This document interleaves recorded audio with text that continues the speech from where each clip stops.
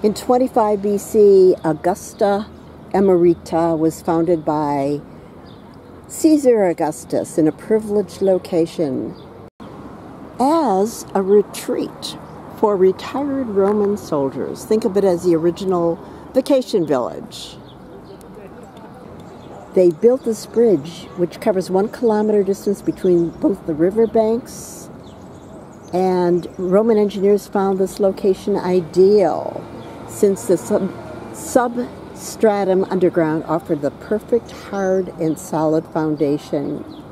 It's considered to be a prototype for other bridges built during the rise and eventually the fall of the Roman Empire.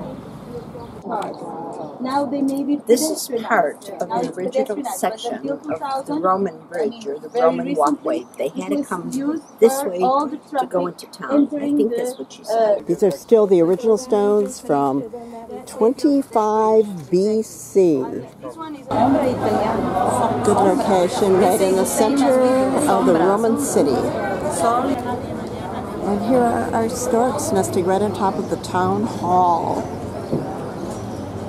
Why are they all looking in one direction? We are now in Spain, the land of Smotown, in the Black Pig. I like the family video so you don't steal much. This was the main street of ancient Roman Merida, and it is still the main street of New Merida, the Cardo. And bienvenidos to España. The rest of the trip is now in Spain. Hola! In Roman times, the temple dominated a large square known as the Forum. Something peculiar. The main meeting point for the citizens, politics, justice, finance, and commercial transactions were made here. And sacrifices offered to the gods. Known as the Temple of Diana since the 17th century, it was really dedicated to whatever emperor was emperor of Rome at the time. We're going into the theater. Entrada. There's a tourist office right inside the theater.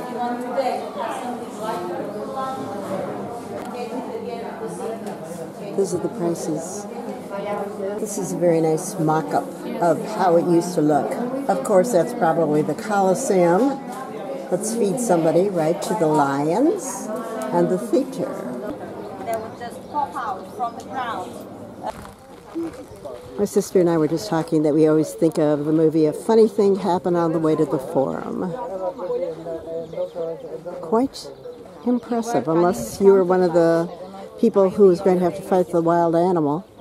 2 carts used to be able to pass through here, and they said that the higher bricks acted like a speed bump.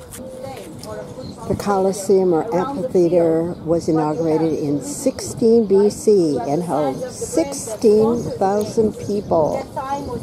The entire town or city of that day was 50,000, so it really held quite a bit of spectators for the gladiator fights between each other, or between gladiators and slaves, or gladiators and animals. The sporting event of the day, and it's amazing how the football stadiums and soccer stadiums are all still exactly the same. The large pit in the center was covered with a wooden floor for the games to take place. The fights in pairs or groups usually took place in the afternoon. Referee and his assistant ensure the rules of the fight were obeyed, using a staff if necessary. Kill him, beat him, or pardon him, the public would shout, according to the writer Seneca, or give a big thumbs up or a big thumbs down. They know of over 15 types of gladiators that were identified by their equipment and style of fighting. There was a parade that inaugurated the gladiator games, and the same gate was used for exit by the victorious gladiators. And here's the theater. We're going to have a matinee for the old people. Oh my Shall we do a bit of friends, Romans, and countrymen, lend me your ears? Those words at the top say Marcus Agrippa, Lucy, Philip, well, whatever. It translates into English as Marcus Agrippa, son of Luci, consul for the third time, holding Tribucian power for the third time, between 16 to 15 BC. On both sides of the main door you can see a statue. On the left, the body of a muse. On the right, a representation of Serapis, Greek, Egyptian god of healing. The stage front was finished during the reign of Emperor Claudius. And the statue over the main door was just found in 1911, and she's Livia, the wife of Emperor Augustus. It's a copy, just like everything else. The originals are in the National Museum of Roman Art.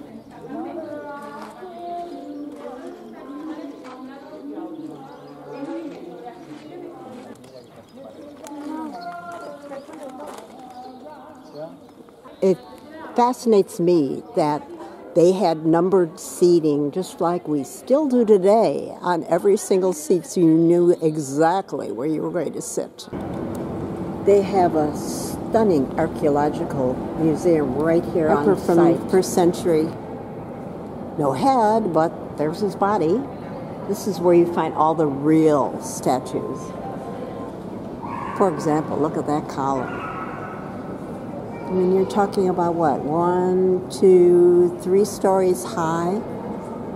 I don't understand why they call this the god of infinite time. To me, it looks like somebody with a boa constrictor around it.